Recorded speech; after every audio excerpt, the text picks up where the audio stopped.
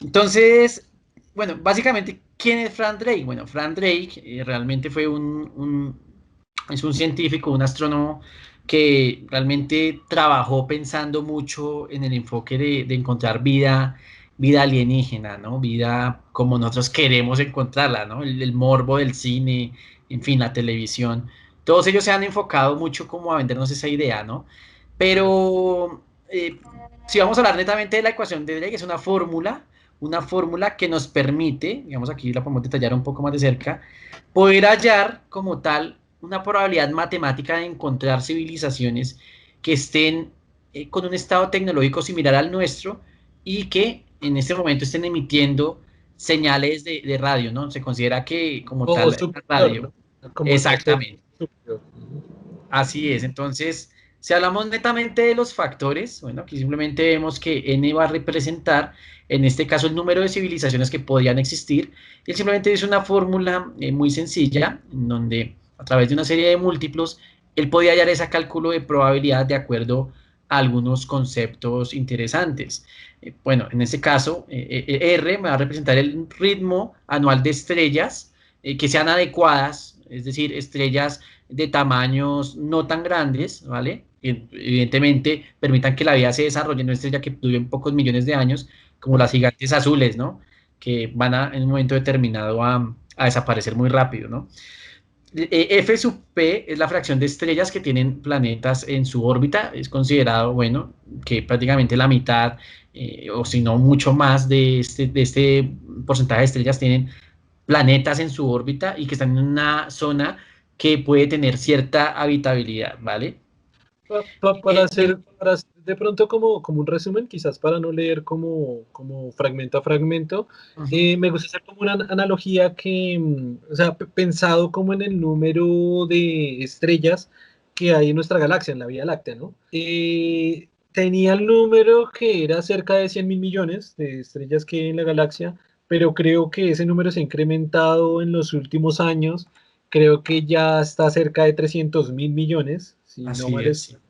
Sí, Entonces, digamos, como para hacerlo un poco más ameno, de pronto para no hacerlo tan matemático, sería pensar en la cantidad de estrellas que hay en la Vía Láctea, saber que son más o menos 300.000 millones de estrellas, que es un montón. De nuevo, como les decía al comienzo, imaginar todos estos números es algo que casi la mente no puede procesar muy bien. Pensar que cada una de esas estrellas tenga una cantidad de planetas girando. Por ejemplo, nuestra estrella tiene 8, es decir, si cada una tuviera 8, esto hace un número exponencial súper grande. Pero pensemos, y lo más importante de todo, es que nuestra galaxia es una entre miles de millones de millones de millones de millones de galaxias que hay en el universo, ¿no? La ecuación de Drake recoge todo eso, la cantidad de planetas que hay orbitando alrededor de estrellas que hay en todas las galaxias del universo. El número es gigante, el resultado es un número brutalmente grande, lo cual define pues una probabilidad de existencia de vida, de civilizaciones avanzadas, grandísima, ¿no? Bastante grande. Es decir, probabilísticamente y matemáticamente hablando, lo más probable, lo más seguro es que haya vida como nosotros o más avanzada en otras partes del universo. sí, por supuesto, eso es bien interesante. En el caso de la ecuación Drake, bueno, existen muchas discrepancias. Algunos son más positivistas y otros más pesimistas con respecto al resultado final. Sin embargo, lo que hay unos errores de la ecuación fundamental es que no tiene en cuenta realmente cómo es el desarrollo de la biología. Es decir, puede haber planetas donde sean todas las condiciones ideales de habitabilidad, el tiempo suficiente de vida media de una estrella, pero no se desarrolla como tal vida inteligente. Entonces existen algunos principios universales en la biología que son considerados que pueden ser extrapolables a cualquier planeta de este universo observable. En ese caso, por ejemplo, algo esencial y fundamental es que los organismos biológicos puedan crear herramientas o modificar su entorno y pues básicamente deben tener apéndices, ¿vale?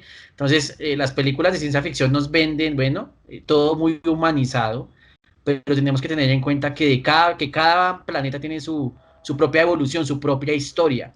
¿Vale? Entonces, en algún planeta serán, por ejemplo, masas amorfas, no necesitarán desarrollar, por ejemplo, un esqueleto. En otros planetas serán completamente ciegos, ¿vale? Por ejemplo, si están cerca de una estrella de mucha radiación, entonces simplemente percibirán el calor térmico y de allí obtendrán su metabolismo, en fin. Entonces tenemos que sacarnos de la idea la tradicional historia que nos cuentan Hollywood, ¿no? Que nos cuentan todas estos entidades que hacen cine.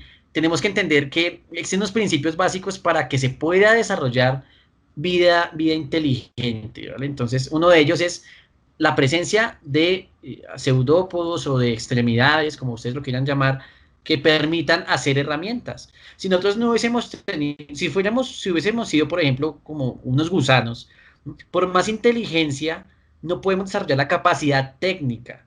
Entonces, allí es interesante ver cómo incluso la biología, con millones de años, va seleccionando en un momento determinado hasta que ciertamente se desarrolla la capacidad técnica. La inteligencia como tal es muy, habría que hablar, bueno, de diferentes aspectos, como por ejemplo los delfines, que son considerados muy inteligentes, pero ellos no pueden crear un cohete para llevarnos a Marte y nosotros sí.